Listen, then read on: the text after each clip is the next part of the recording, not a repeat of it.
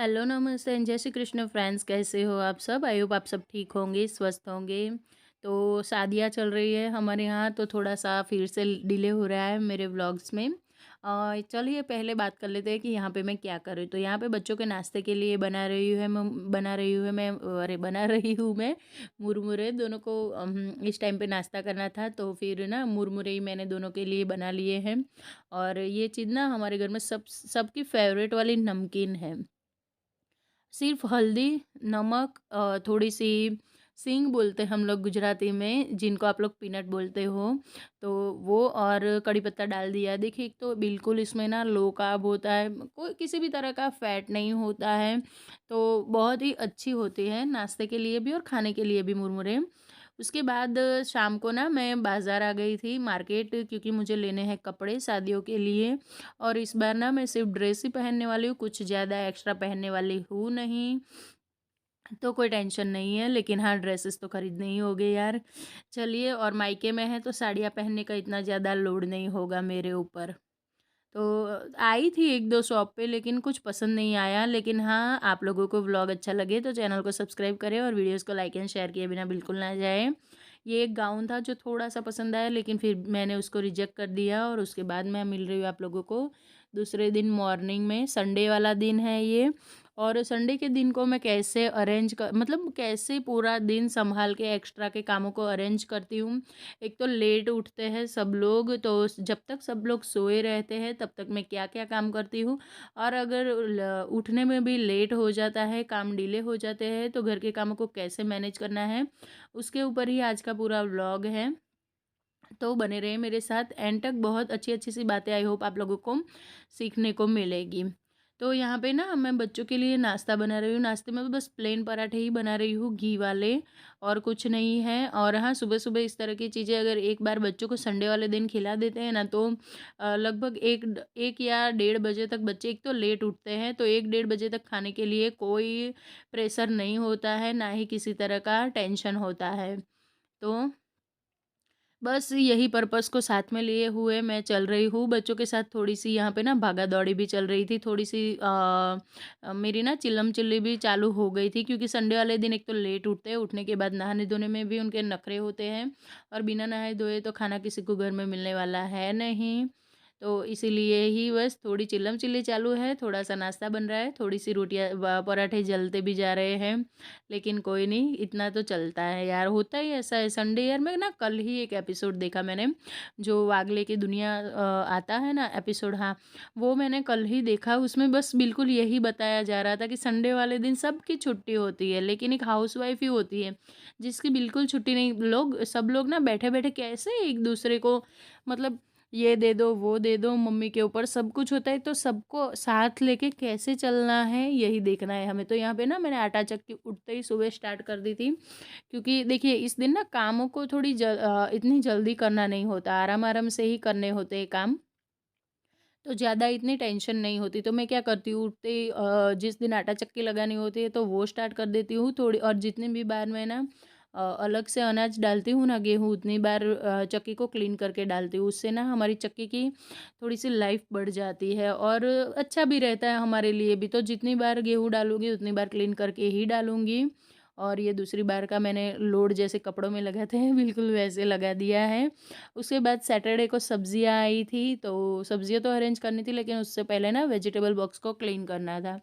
बहुत टाइम से ना मैं इसके अंदर ही भरती जा रही थी सब्जियाँ, तो सोचा चलो पहले वेजिटेबल बॉक्स को क्लीन कर लेते हैं। और जहाँ पे वेजिटेबल बॉक्स रहता है तो वहाँ पे भी क्लीनिंग करनी बहुत ज़्यादा ज़रूरी हो जाती है। क्योंकि हम कितना भी संभाल के चले, लेकिन घर में छोटे बच्चों के साथ रहना है, तो ये प्रॉब्लम तो आनी ही आनी है। बच्चे ना कुछ तो गिरा ही देंगे। अब सबके ऊपर चिल्लाने से तो अच्छा है कि हम दर हर दूसरे तीसरे दिन क्लीनिंग कर ले, ना हो पाए तो संडे तो हमारे पास होता ही होता है। अब इतना करने के बाद ये जो वेजिटेबल बॉक्स था मैं बाहर धूप में धूप दिखाने के लिए छोड़ आई हूँ, और यहाँ पे ना मैं चाय का मसाला बना रही हूँ। चाय का मसाला बाहर का लाया हुआ मेरे पास पड़ा था, लेकिन उसका ना जो फ्लेवर चाहिए ना वो नहीं था। और ऊपर से ये जो मेरा पुदीना था, ये मैंने ड्राई करके संभाल के रखा हुआ था। तो उसके लिए फिर मैंने सोचा चलो पुदीने वाला हर रोज़ तो नहीं डाल सकते पुदीना, तो उसके लिए काली मिर्च, थोड़ी सी लौंग, थोड़ी सी इलायची और ये जितना भी पुदीने का पाउडर था उसको मैंने मिक्सी में पीस कर लिया और जो बाहर का लाया हुआ चाय का मसाला था उसके साथ ऐड कर लिया। और सच्ची में इतना बढ़िया टेस्ट आया था ना उसके बाद चाय का कि मैं क्या ही बताऊँ, बार बार चाय पीने का मन करता है हमारा।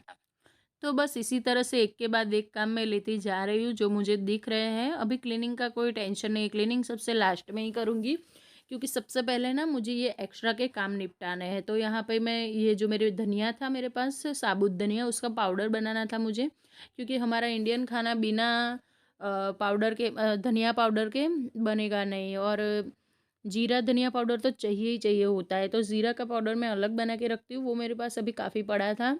तो यहाँ पे धनिया को मैं ड्राई रोस्ट कर रही हूँ। सबसे पहले ड्राई रोस्ट करना बहुत ज़्यादा ज़रूरी होता है।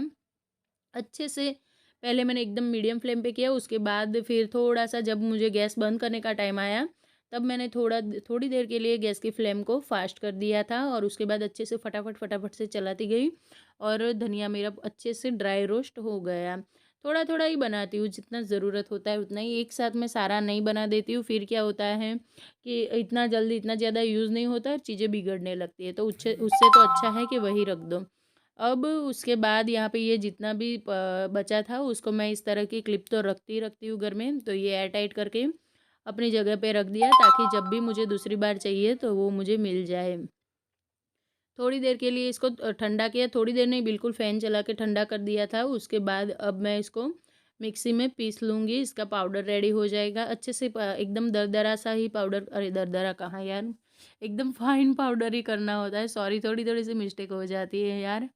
और यहाँ पे ये जो दूसरा बैच है वो भी मैं इसको भी बिल्कुल उसी तरह से पाउडर बना लूँगी और ये जो कांच का कंटेनर है एयर टाइट, उसके अंदर फिल करके फिर उसको अच्छे से एयर टाइट बंद करके रखूँगी ताकि जितने भी दिन चले ये लगभग 15-20 दिन तो आराम से चल जाएगा।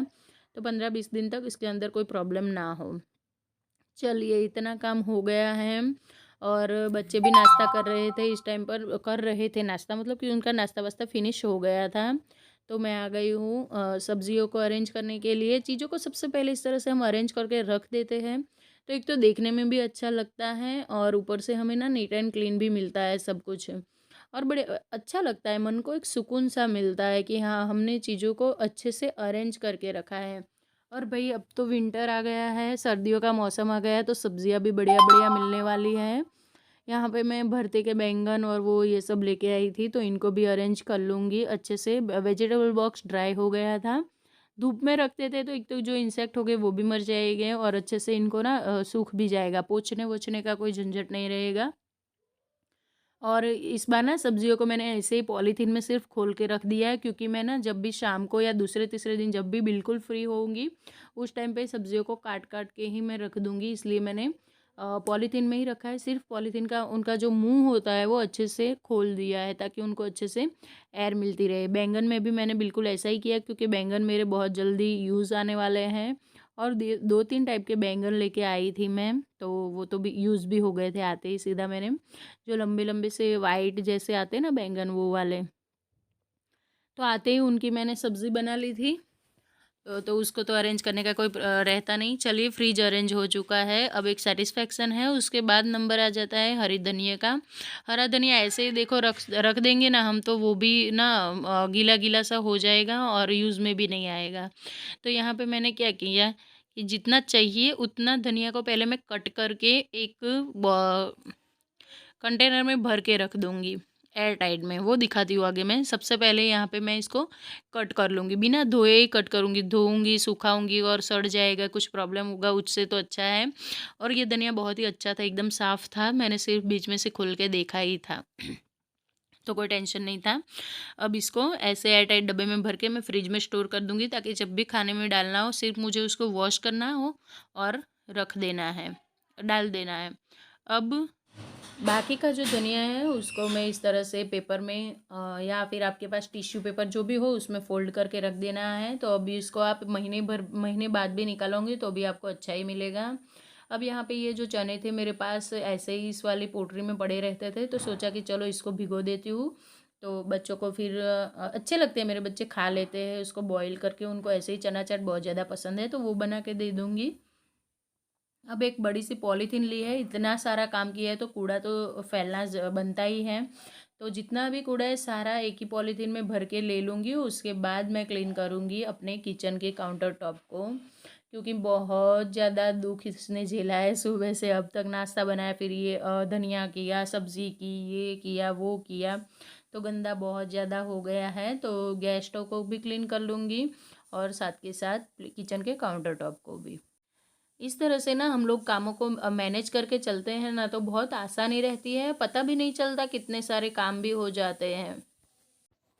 देखिए, घर और घर के काम ऐसी चीज़ है कि जो कभी ख़त्म नहीं होने वाले हैं, लेकिन हाँ, एक दिन हम कुछ भी 2 कामों को छोड़ देंगे कि हाँ, कल करूँगी, परसों करूँगी, तो वो बढ़ ज़रूर जाते हैं। कम होने का नाम नहीं लेते, लेकिन बढ़ने में भी बिल्कुल टाइम नहीं लगता। और एक बार सारा जो अगर काम बढ़ गए और फैल गया, तो फिर उसके बाद तो ना हम चिड़चिड़े हो जाते हैं, ना ही हमसे अच्छे से क्लीनिंग हो पाती है, ना ही हम किसी को खुश रख पाते हैं, ना ही खुद खुश रह पाते हैं।